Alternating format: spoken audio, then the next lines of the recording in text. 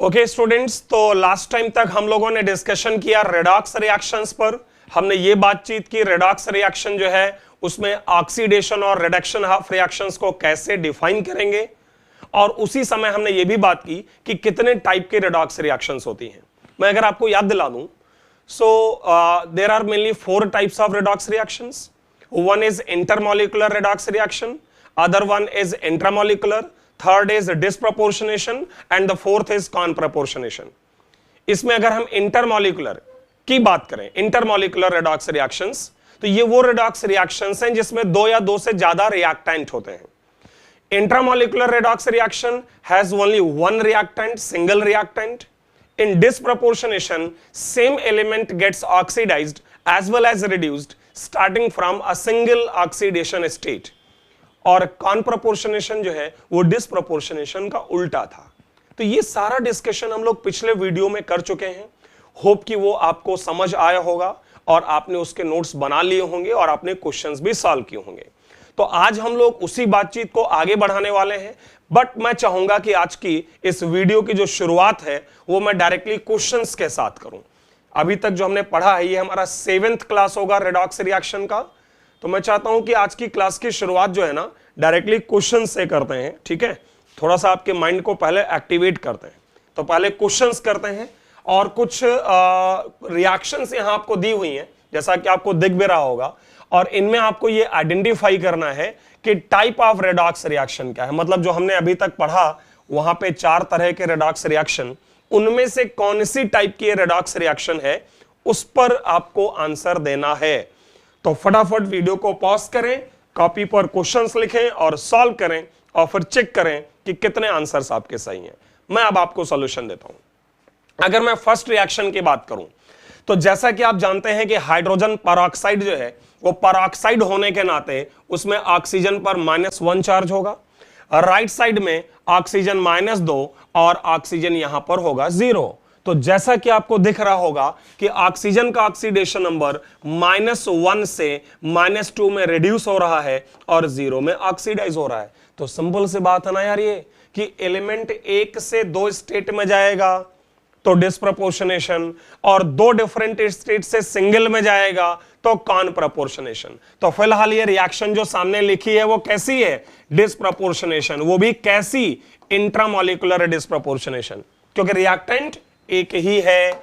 अगला question, Br2 में bromine 0 और यहां -1 रिडक्शन, और Ki में आयोडीन -1 और यहां 0 ऑक्सीडेशन। तो इस रिएक्शन को मैं सिंपल क्या बोल सकता हूं? Intermolecular redox. Neither it is disproportionation nor it is conproportionation, because the element which is getting oxidized and reduced is different. Fine. So we can simply say that this reaction is intermolecular. Intermolecular because there are 2 reactants. So it is redox and intermolecular redox. In third case, N2H5NO2 काफी अच्छा question है, ठीक है। हाइड्रोजीनियम nitrite कहते हैं। अगर class 12th students या 13th student पढ़ रहे होंगे तो वो जानते होंगे हाइड्रोजाइन नाइट्राइट। इसमें अगर आप देखो इस कंपाउंड को ब्रेक किया जा सकता है 2 डिफरेंट स्पीसीज में। The one is N2H5+ and the other one is NO2-। In N2H5+, if we calculate the oxidation number of nitrogen, so we can simply write 2x for 5 hydrogen atoms plus 5 equal to +1। तो यहां से solve करने पर आएगा -2। और अगर हम NO2- की बात करें तो x plus 2 into ऑक्सीजन का -2 equal to -1, so x comes out to be +3। So the different oxidation states of nitrogen are -2 and +3, and this side it is -1/3। N3H solve कर लो ना, 3 नाइट्रोजन है तो 3x, हाइड्रोजन +1 इक्वल टू 0। इसको solve करें तो कितना आ गया? -1/3 आया ना। तो अब अगर तुम नाइट्रोजन के बारे में देखो तो नाइट्रोजन जो है लेफ्ट में 2 डिफरेंट ऑक्सीडेशन स्टेट में प्रेजेंट है, -2 एंड +3, और राइट में एक सिंगल ऑक्सीडेशन स्टेट है -1/3। तो आपको मालूम है कॉनप्रपोर्शनेशन डिस्प्रपोर्शनेशन का उल्टा है। तो यहां पर सिंगल स्टेट 2 में जाता है डिस्प्रपोर्शनेशन में, और कॉनप्रपोर्शनेशन में 2 डिफरेंट स्टेट सिंगल में जाती हैं। तो ये रिएक्शन आपकी हो गई इंट्रामोलिकुलर, क्योंकि इस रिएक्टेंट एक ही है, intramolecular comproportionation. Now the fourth question, chromium is +6 and getting reduced to +3। हालांकि यहां नहीं भी बदल रहा है, बट कुछ हिस्सा उसका रिड्यूस हो रहा है, और सिमिलरली ऑक्सीजन का कुछ हिस्सा ऑक्सीडाइज हो रहा है।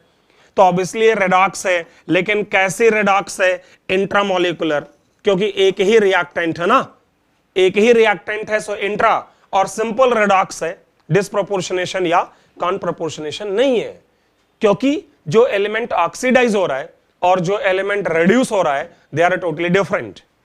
Next case, SO2, sulfur is +4, H2S, sulfur is -2, and on right side sulfur is 0.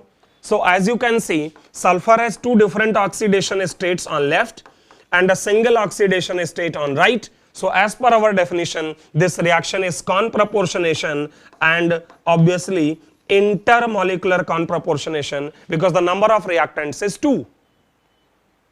So अभी तक जो हमने बात की थी लास्ट टाइम, उस पर मैंने आपको ये कुछ क्वेश्चंस दिए, पिछले वीडियो में भी हमने कुछ क्वेश्चंस किए थे।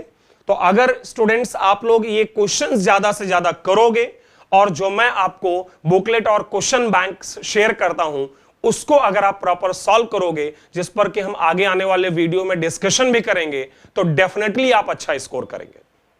अब आगे बढ़ने से पहले मैं आपको बस एक बात ये कहना चाहूंगा कि फर्दर जो अब हमारा डिस्कशन है इस क्लास में, बस इतना ही समझ लें कि जैसा कि हम लोग पीछे भी क्वेश्चंस को स्टार देते आए हैं, तो मैं इस क्वेश्चन को भी या इस डिस्कशन को भी 5 स्टार देने वाला हूं।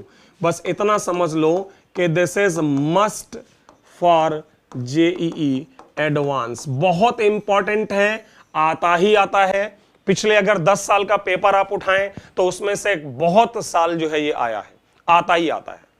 सो केयरफुली इस चीज को आप पढ़िएगा, और इनफैक्ट यहां पर कुछ रिएक्शंस होंगी जो एग्जांपल्स हैं डिस्प्रपोर्शनेशन की, उनका डिटेल्ड डिस्कशन हम सॉल्ट एनालिसिस टॉपिक में करेंगे। तो मे बी यहां के कुछ क्वेश्चंस आपको या कुछ रिएक्शंस फिलहाल लर्न करना पड़े, मेमोराइज करना पड़े, याद करना पड़े, या आपकी भाषा में कहें तो रटना पड़े, याद रखना पड़ सकता है, और बहुत इंपॉर्टेंट है। ध्यान दो, हम बात करने वाले हैं एग्जांपल्स ऑफ डिस्प्रपोर्शनेशन पे, मतलब वो कौन कौन सी रिएक्शंस हैं जो डिस्प्रपोर्शनेशन है। आगे बढ़ने से पहले मैं आपको दोबारा एक बार कह दूं कि आप डिस्प्रपोर्शनेशन में लेफ्ट में हमारा एलिमेंट एक जगह और राइट में 2 जगह होता है। Let's say element x, left में एक और राइट में उसके 2 कंपाउंड होते हैं, उनमें से एक जगह वो ऑक्सीडाइज होगा तो दूसरी जगह वो रिड्यूस होता है। ऐसी रिएक्शंस को हम डिस्प्रपोर्शनेशन कहते हैं। तो पहला एग्जांपल है reactions of halogen with water. किसी भी हैलोजन के रिएक्शन अगर आप वाटर से कराएं तो ये एक डिस्प्रपोर्शनेशन रिएक्शन है।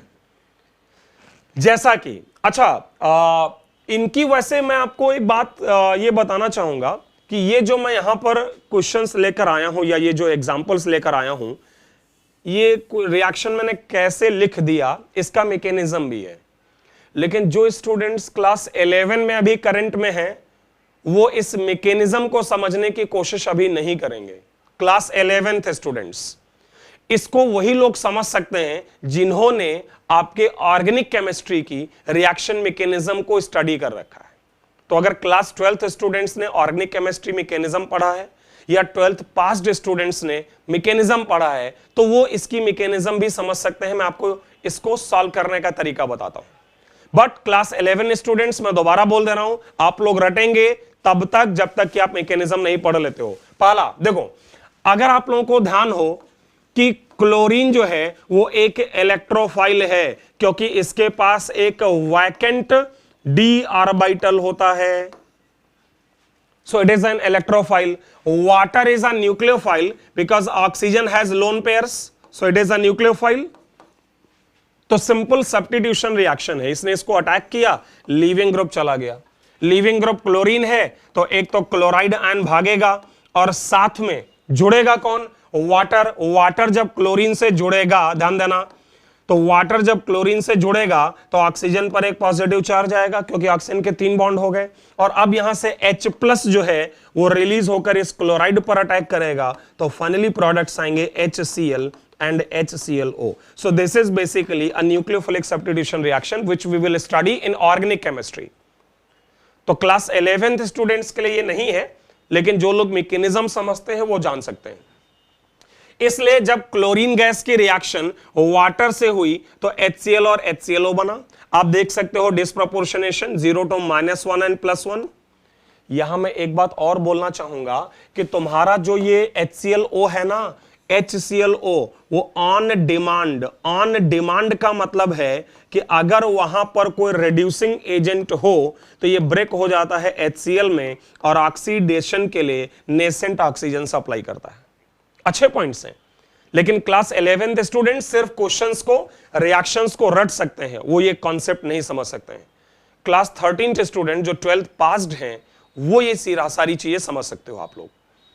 तो यहां पर जो HClO आपको मिला है वो on demand means if reducing agent is present then this HClO simply breaks to HCl and provides nascent oxygen, and this is the reason why we say that chlorine water is a strong oxidizing agent.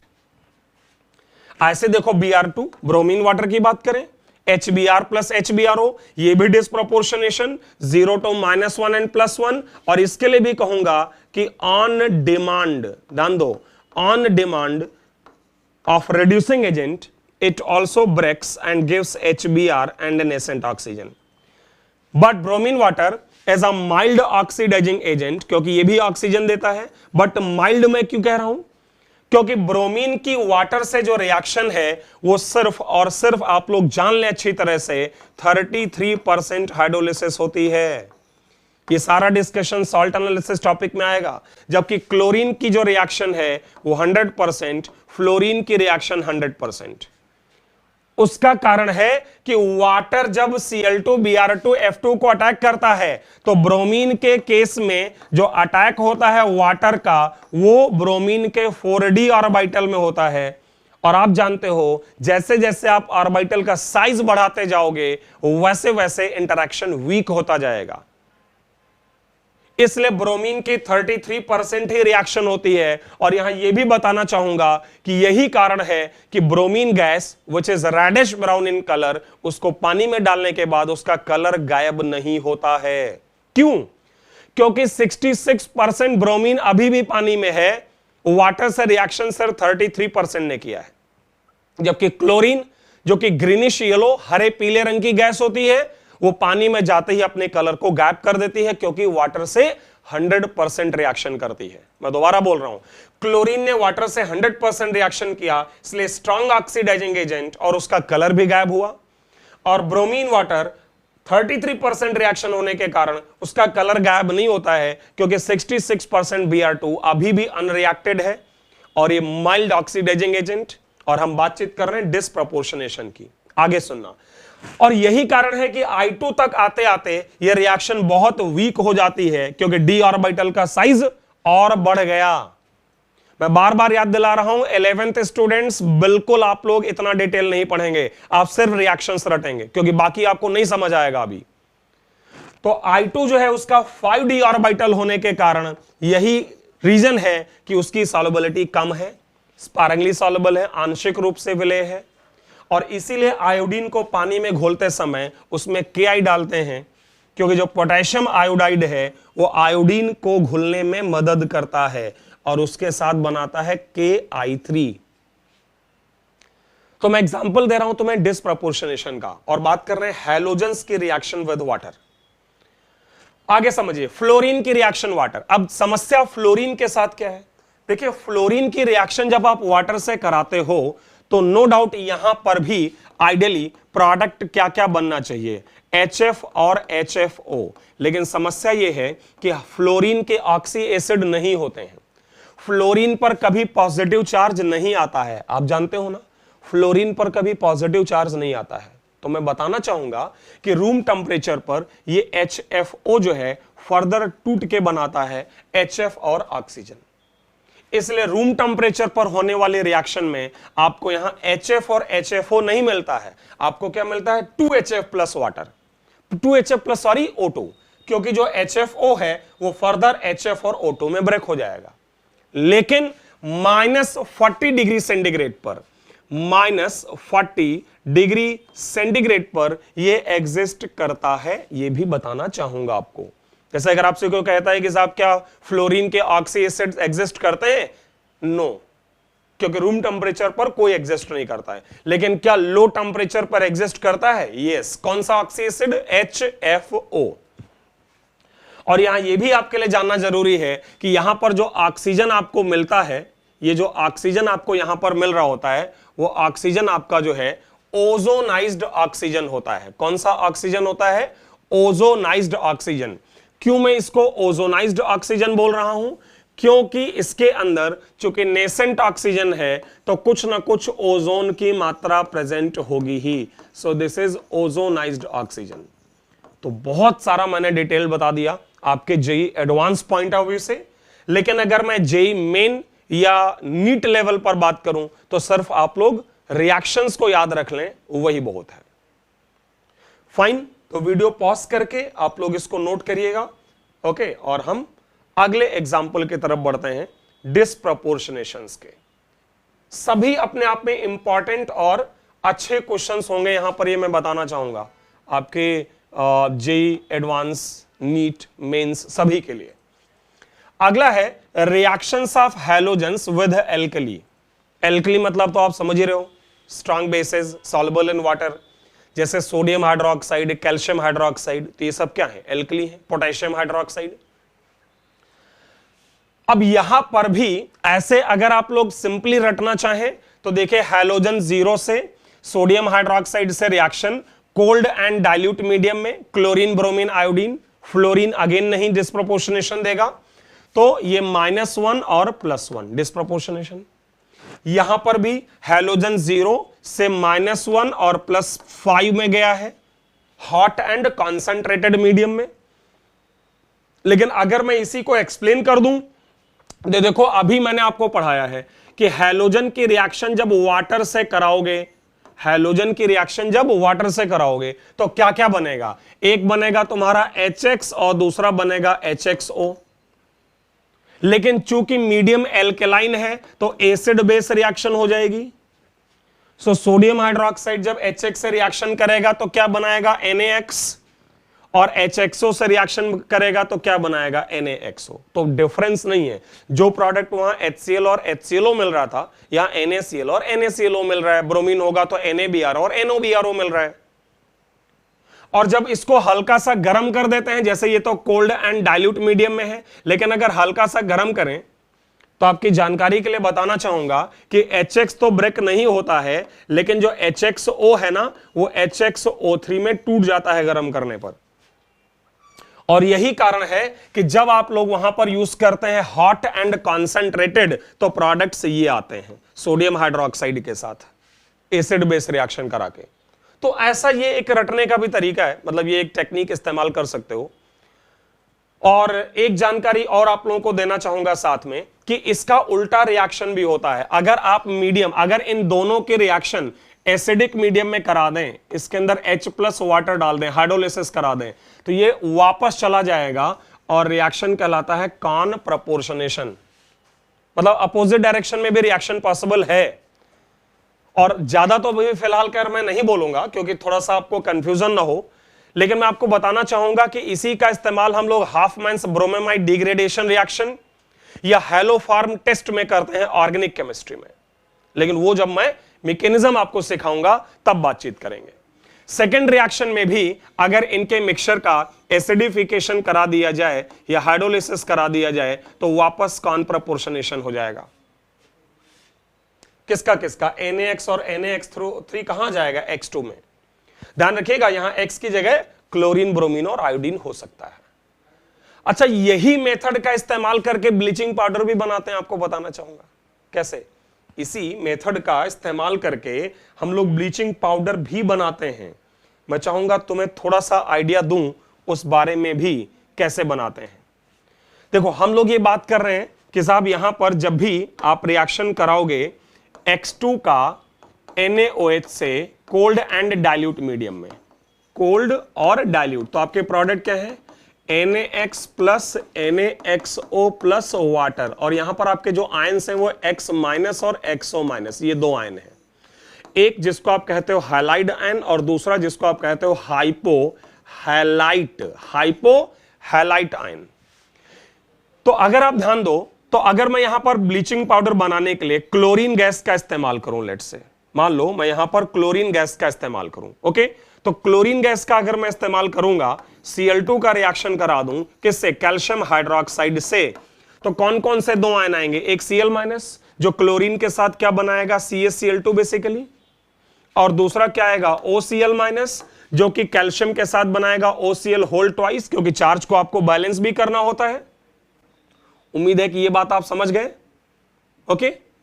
तो अगर मैं यहां पर बात करूं अभी इस calcium chloride की और कैल्शियम ऑक्सीक्लोराइड की, इन दोनों को अगर आप जोड़ दें, इन दोनों को अगर आप जोड़ दें तो देखिए CaOCl2 का ही तो 2 मोल आएगा। तो ब्लीचिंग पाउडर बनाने का भी ये मेथड है, इसीलिए कहा जाता है कि आप जब पानी में ब्लीचिंग पाउडर डालते हैं तो पानी से क्लोरीन गैस की स्मेल आती है, क्यों, क्योंकि ये कॉन प्रपोर्शनेशन करके इसको वापस Cl2 में बदल देगा। अभी बात हुई ना हमारी कि अगर आप इनका हाइड्रोलाइसिस करा दें, H प्लस वाटर डाल दें या सिंपल वाटर डाल दें तो हाइड्रोलाइज होकर X2 वापस मिलेगा। इसीलिए पानी में जब ब्लीचिंग पाउडर डालते हैं तो इसके अंदर देखिए दो आयंस हैं, कौन कौन से, Cl माइनस और OCl माइनस, और जब ये वाटर से रिएक्शन करता है तो वापस से आपको क्या क्या देगा, कैल्शियम हाइड्रोक्साइड और क्लोरीन गैस। इसलिए पीने के पानी में जब ब्लीचिंग पाउडर डाल दिया जाता है तो वहां से क्लोरीन गैस की स्मेल आती है। तो मैं आपको सिखा रहा हूं डिस्प्रपोर्शनेशन। वापस आते हैं, जो हमारा डिस्कशन चल रहा था उसी पर, ठीक है, जो डिस्कशन हमारा चल रहा था वहां पर लौट कर आते हैं। देखिएगा जरा, तीसरा रिएक्शन जो डिस्प्रपोर्शनेशन नॉन मेटल के साथ और एल्कली के रिएक्शन को लेकर यहां समझाया जा रहा है, वो है P4 white phosphorus with NaOH। तो फास्फोरस यहां 0 से -3 और +1 में डिस्प्रपोर्शनेट होता है। इसके बारे में कहना चाहूंगा कि ये रिएक्शन रिवर्सिबल नहीं है, मतलब इसमें अगर H+ डालें तो वापस नहीं जाता है, क्योंकि फास्फिन एक गैस है जो भाग जाता है। मतलब जब रिएक्शन होती है तो फास्फिन गैस एस्केप आउट कर जाएगा, और इसलिए रिवर्स में ये रिएक्शन कॉन प्रपोर्शनेशन नहीं होगी। लेकिन लास्ट वाले में जिसमें कि सल्फर 0 से -2 और +2 में डिस्प्रपोर्शनेट होता है, इसमें अगर आप डाल दें, एसिडिफिकेशन करा दें, तो ये रिएक्शन वापस चली जाएगी, जिसको आप कहते हो कॉन प्रपोर्शनेशन। तो आज की क्लास में जैसा कि आप देख रहे होंगे यहां पर बहुत सारा थ्योरी है, इसलिए इस वीडियो को बहुत ध्यान से बार बार रिवाइज करके देखें ताकि आपके माइंड में ये सेट हो जाए। एंड बिलीव मी कि एडवांस में आपका क्वेश्चन होता ही होता है, इसलिए बहुत ध्यान से, बहुत मन लगा के ध्यान से पढ़िएगा। ओके, आगे बढ़े। तो ये था हमारा second example, reactions of halogens with alkali, disproportionation का। आगे बढ़ते हैं, आप वीडियो को पॉज करके रोक लिया करिएगा। थर्ड जो एग्जांपल है वह heating effect on us acids, मतलब जैसे हाइपोक्लोरस एसिड +1 से गर्म करने पर -1 और +5, अभी इसी का इस्तेमाल मैंने पीछे किया है। ओके, हाइपोफॉस्फोरस एसिड फास्फोरस +1 से -3 और +5, दूसरा ये हो गया। अस एसिड्स, फास्फोरस एसिड +3 से गर्म करने पर -3 और +5। नेक्स्ट वन नाइट्रस एसिड +3 से +2 और +5। अच्छा, शायद यही कारण है कि तुम्हें कहा जाता है कि नाइट्रस एसिड को लैबोरेटरी में स्टोर करके नहीं रखना चाहिए। क्यों ऐसा है? क्योंकि लैब में अगर आपने नाइट्रस एसिड को स्टोर किया, आपने एक बॉटल में करके उसको रखा, तो समय के साथ वो नाइट्रिक एसिड में चेंज हो जाएगा। आप देख रहे हैं ना, वो डिस्प्रपोर्शनेट हो जाएगा। ये स्पॉन्टेनियस है, रूम टेम्परेचर पर अपने आप रिएक्शन हो जाती है। यहां पर तो आपको हीटिंग की जरूरत है इन सारी रिएक्शंस में, लेकिन इसके बारे में स्पेशली बताना चाहूंगा कि ये स्पॉन्टेनियस है। एसपी मतलब स्पॉन्टेनियस है, मतलब स्वतः प्रक्रम है, अपने से हो जाएगा एट रूम टेम्परेचर। तो आपने अगर लेबोरेटरी में नाइट्रस एसिड रखा तो क्वाइट पॉसिबल कि जब आप उसका इस्तेमाल करें तब तक वो नाइट्रिक में चेंज हो गया है। इसलिए लैब में कहा जाता है कि जब भी आपको नाइट्रस एसिड बनाना है तो आप वहां पर अमोनियम नाइट्राइट और HCl की आपस में रिएक्शन करा के एज पर रिक्वायरमेंट जब भी जितना चाहिए उतना बनाएं, लेकिन लैब में जो नाइट्रस एसिड रखा है उस पर विश्वास ना करें, क्योंकि 99% चांसेस हैं कि वो नाइट्रस एसिड नहीं है। और लास्ट एग्जांपल सल्फ्यूरस एसिड का, जिसमें सल्फर +4 से 0 और +6 में चेंज हुआ है। तो ये अस एसिड्स के हीटिंग इफेक्ट है, एज इट इज आपको याद रखने हैं, कभी भी इनमें से कोई भी आ सकता है। इसको नोट करिएगा वीडियो रोक कर, और मैं चलूंगा इसके आगे आपके केस 4 पर, हाइड्रोलिसिस ऑफ मिक्स्ड एनहाइड्राइड। अब सबसे पहले दिमाग में जाता है यार कि एनहाइड्राइड क्या है, पहले तो यही एक आफत क्या है एनहाइड्राइड, और ऊपर से उसमें एक नया टर्म जुड़ा हुआ है मिक्स्ड एनहाइड्राइड। ठीक है, तो खास करके 11th स्टूडेंट्स के तो वैसे हाथ पैर फूल जाएंगे आज की क्लास के डिस्कशन में। इसलिए आप लोगों को एक सजेशन बस यही होगा कि चुपचाप जो रिएक्शन लिखी है उनको रट डालिए और आंसर दीजिए। अभी आप इसकी मैकेनिज्म के चक्कर में नहीं पड़िएगा, ना कोशिश करिएगा, आपसे अभी नहीं होगा। क्लास 12th के कुछ एक टॉपिक्स हैं, उनको पढ़ने के बाद फिर मैं गारंटी से आपको समझा सकूंगा। ओके, तो मैं ये कह रहा था कि साहब पहले एनहाइड्राइड समझें क्या है। तो एनहाइड्राइड देखिए एक सिंपल सी चीज होती है, एनहाइड्राइड, ठीक है, मतलब निर्जलीय, मतलब जिसमें जल नहीं है, मतलब जिसका डिहाइड्रेशन हो गया है, मींस रिमूवल ऑफ वाटर हो गया है। किसी भी एसिड से, जैसे फॉर एग्जांपल H2SO4, इससे अगर आप वाटर निकालो तो यहां पर एक ऑक्साइड बनता है, और ये जो ऑक्साइड बनता है उसी को हम कहते हैं anhydride of that particular acid. Like in this present case sulphur trioxide is anhydride of sulphuric acid. और उल्टा ये है कि अगर उसी के अंदर आप वाटर मिला दें तो वो वापस अपने एसिड में चला जाएगा। और ये जो रिएक्शंस होती हैं वो नॉन रेडॉक्स होती हैं। नॉन रेडॉक्स मतलब ये कोई रेडॉक्स रिएक्शन नहीं होती है। जो मैंने बताया आपको, क्या बताया मैंने आपको, किसी एसिड से अगर वाटर का रिमूवल कराएं तो जो ऑक्साइड बनेगा, that oxide is known as anhydride of that particular acid, and if this anhydride is again dissolved in water or reacted with water, it will produce its parent acid, means sulfuric acid will be regenerated. And this type of reaction means production of anhydride or conversion of anhydride back to its parent acid is a non-redox reaction. लेकिन जो mixed anhydride होते हैं, जैसे N2O4 जिसमें nitrogen +4 में है, ये दो एसिड में कन्वर्ट होते हैं, +3 और +5 में। तो इनको मिक्स्ड एनहाइड्राइड इसलिए कहते हैं क्योंकि उसके दो एसिड बनते हैं। माइंड में आ सकता है एक क्वेश्चन और आ सकता है कि साहब ऐसा कौन सा इसमें जादू है, दो एसिड क्यों बन गए? तो इसका जवाब अभी मैं नहीं दे सकता। उसके लिए मुझे आपको chemical bonding, IUPAC, nomenclature of oxy acids, ये सारा कुछ पढ़ाना पड़ेगा। तो इसलिए तब तक के लिए पेशेंस रखें। वो दिन भी आएगा जब मैं बात करूंगा कि कैसे पहचाना जाता है मिक्स्ड एनहाइड्राइड को। बट मिक्स्ड एनहाइड्राइड का मतलब वाटर में डिसॉल्व करने पर दो डिफरेंट एसिड आएंगे, और ये डिस्प्रपोर्शनेशन है because a single oxidation state is being converted to two different oxidation states. One is oxidised and the other one is reduced. Okay fine. Next, ClO2 में ऐसे ही +4 से एक उससे कम वाला, एक उससे ज्यादा वाला, ऐसे याद रखना। जैसे ये +6 है ना, तो एक इससे कम वाला एसिड 5 में और एक इससे ज्यादा वाला एसिड 7 में। नाइट्रोजन में 4 था, एक कम वाला 3 में, एक ज्यादा वाला 5 में। तो ये भी एक एग्जांपल है डिस्प्रपोर्शनेशन का, इसको आप लोग नोट कर लीजिएगा, ठीक है। और मिक्स्ड एनहाइड्राइड की वाटर से रिएक्शन। आगे बढ़ते हैं हम लोग, और इसके एग्जांपल्स में ये हमारा आखिरी case, other examples disproportionation reactions के कुछ और एग्जांपल्स मैं यहां ले रहा हूं। पहला, हाइड्रोजन परऑक्साइड जो कि एक लिक्विड होता है, आप लोगों को पता है। अगर इसको थर्मली डिकम्पोज कराया जाए, हीट कराया जाए, तो H2O लिक्विड और O2 गैस में बदलेगा, और ऑक्सीजन -1 से -2 में रिड्यूस होगी और 0 में ऑक्सीडाइज होगी। एक तो ये है। दूसरा जो कि मुझे लगता है बहुत ज्यादा इंपॉर्टेंट है, अगर मैं इसको भी 5 स्टार कह दूं तो कोई गलत बात नहीं होगी। इनफैक्ट आज का पूरा डिस्कशन ही 5 स्टार है, मतलब एडवांस में क्वेश्चन मस्ट है कि रहेगा ही रहेगा आज की इस क्लास के डिस्कशन से। तो इसलिए केयरफुली, जैसे क्यूप्रस आयन के बारे में कहा जाता है कि क्यूप्रस आयन डिस्प्रोपोर्शनेट होता है कॉपर में और क्यूप्रिक में, लेकिन इसके साथ भी कुछ छोटे छोटे पॉइंट्स हैं। अगर मैं यहां पर बात करूंगा यहां पर फ्लोराइड की, क्लोराइड की, ब्रोमाइड की, नाइट्रेट की और हाइड्रोक्साइड की, तो ध्यान रखिएगा इनके लिए अगर मैं इस रिएक्शन को रिवर्सिबली दिखा दूं तो मैं कहना चाह रहा हूं कि इन सभी आयंस के लिए रिएक्शन फॉरवर्ड शिफ्टेड रहती है। मतलब ये सारे आयंस क्यूप्रिक के साथ ज्यादा स्टेबल है।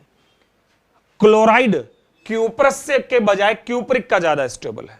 फ्लोराइड क्यूप्रस के बजाय क्यूप्रिक का ज्यादा स्टेबल है। हाइड्रोक्साइड क्यूप्रस के बजाय क्यूप्रिक का ज्यादा स्टेबल है।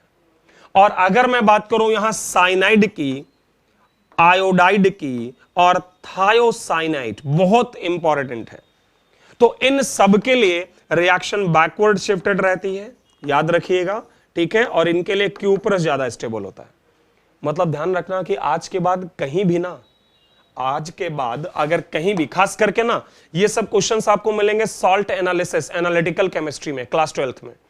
आज के बाद कहीं भी अगर कहीं Cu(I2) लिखा हो ना, तो ज्यादा समय लिए बिना तुरंत उसको Cu2I2 और I2 में तोड़ दिया करिएगा हमेशा, क्योंकि आयोडाइड जो है वो बैकवर्ड में क्यूप्रस के साथ ज्यादा स्टेबल है। तो जैसे क्यूप्रिक आयोडाइड मिले तुरंत उसको cuprous iodide, this is Cu2O2, cuprous iodide Cu2I2 में तुरंत तोड़ देना। और इसका उल्टा कहीं भी आपको क्यूप्रस का क्लोराइड मिले, क्लोराइड किसका ज्यादा स्टेबल है? क्यूप्रस का नहीं, क्यूप्रिक का। तो जैसे तुम्हें क्यूप्रस क्लोराइड मिले तुरंत तुम इसको कॉपर और क्यूप्रिक क्लोराइड में चेंज कर देना। तो काफी हेल्पफुल होगा आगे के डिस्कशन में हमारे लिए। और ये रूम टेम्परेचर पर स्पॉन्टेनियस है। सेम प्रॉपर्टी मर्क्यूरस आयन में, दिस इज मर्क्यूरस आयन, लेकिन इसको गर्म करने पर होता है। मतलब दोनों में सेम प्रॉपर्टी है, बस अंतर यह है कि क्यूप्रस का डिस्प्रोपोर्शनेशन रूम टेम्परेचर पर अपने आप, और मर्क्यूरस आयन जो है वो हल्का सा गर्म करने पर, ठीक है। बाकी सारी प्रॉपर्टी सेम है। लास्ट में अगर क्लास 12th स्टूडेंट्स को पता हो तो एक रिएक्शन बड़ी फेमस हम लोग पढ़ते हैं, कैनेजारो रिएक्शन। हालांकि कैनेजारो रिएक्शन भी कई प्रकार की है जिसका डिस्कशन हम ऑर्गेनिक केमिस्ट्री में करेंगे, लेकिन उनमें से एक आती है सेल्फ कैनेजारो। अगर आप लोगों को याद आ रही हो मेरी बात, सेल्फ कैनेजारो, उसमें क्या होता है कि aldehyde without having alpha hydrogen के 2 मोल होते हैं, और उसका रिएक्शन जब किसी एल्कली से कराते हैं, कॉन्सेंट्रेटेड एल्कली से, तो वो कन्वर्ट होता है एक तो करस्पॉन्डिंग अल्कोहल में, और साथ में करस्पॉन्डिंग कार्बोक्सिलिक एसिड का आयन आता है।